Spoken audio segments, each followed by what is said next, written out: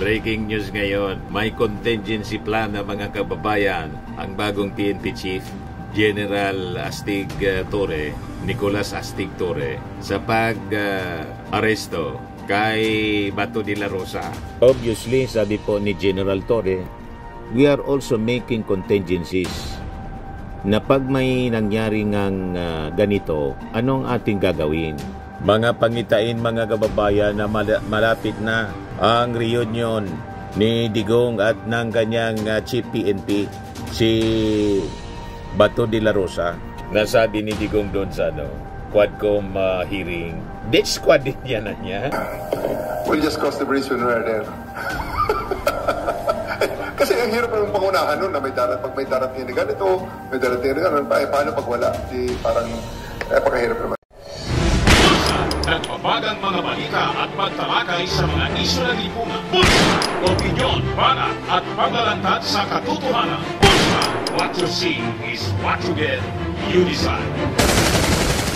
Hello po mga kababayan. Breaking news ngayon. May contingency plan na mga kababayan ang bagong PNP Chief General Astig Torre, Nicolas Astig Torre, sa pag-aresto kay Bato de la Rosa. Ayan Torre, PNP has plans if ICC issues arrest order for de la Rosa. Yan may contingency plans na daw mga kababayan. Obviously, sabi po ni General Torre, we are also making contingencies na pag may nangyari ngang ganito, anong ating gagawin? Pag may nangyaring ganon ang ating gagawin. Pakinggan natin mga kababayan yung report ng DZMM. Tiniyak naman ni PNP Chief General Torre na handa ang pulisya sakaling maglabas ng arrest warrant ng International Criminal Court para kay Senador Bato de la Rosa. Narito ang kumpirmado siguradong balita mula sa Campo Crame hatid ni Radyo Patrol, Marlene Pajernos. Marlene. Di ba? Sorry, ayon kay Torre, may nakahanda ng contingencies ng PNP sakaling maglabas ng arrest warrant ng ICC laban kay De La Rosa. Kaugnay ito sa kampanya kontra illegal na droga ni dating Pangulong Rodrigo Duterte na pinangunahan ni De La Rosa bilang hepe ng pambansang polisyal noon. Dito Torre, ayaw niyang pangunahan ng takbo ng investigasyon ng ICC pero tiyak niya na nakahanda ang pulisya.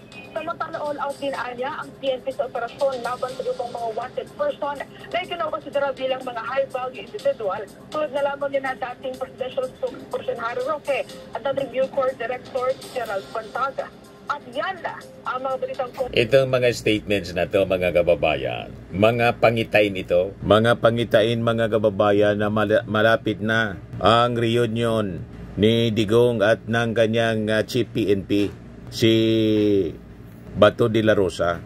Nasabi ni Digong doon sa Quadcom hearing, death squad din yan na niya. Sabi kay Bato mga kababayan, nilaglag ni Digong, death squad na niya.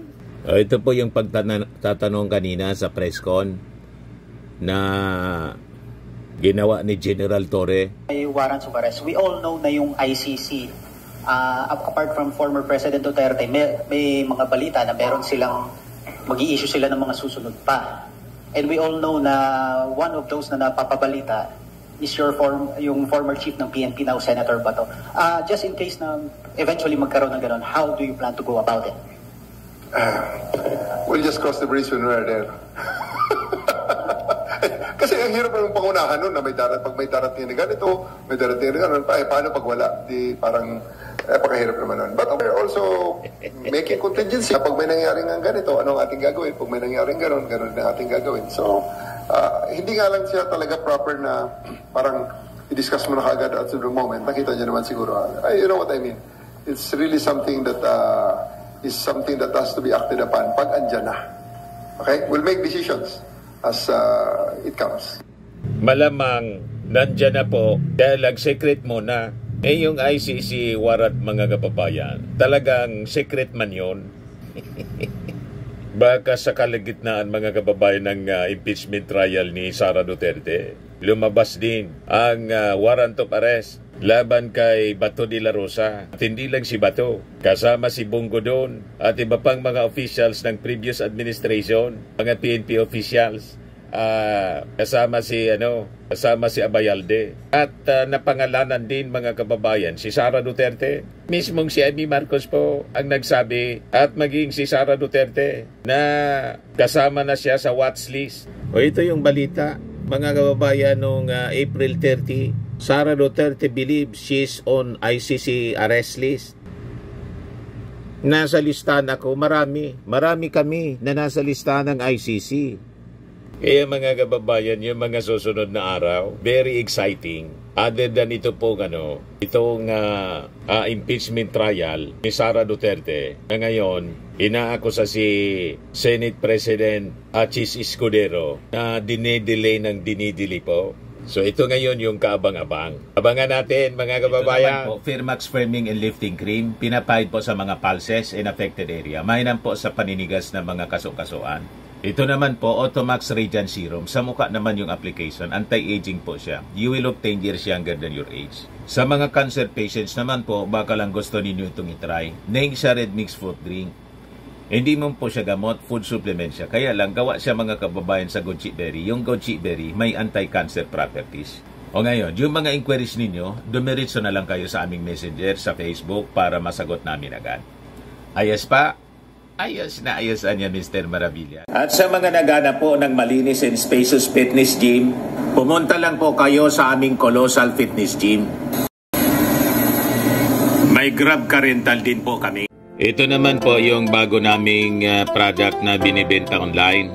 Eye Glow Serum, whitening po siya. Tingnan ninyo yung epekto sa aking anak na architect before and now. Yung mga inquiries po ninyo, dumiretso na lang kayo sa kanyang Facebook account, Riz Maravillas.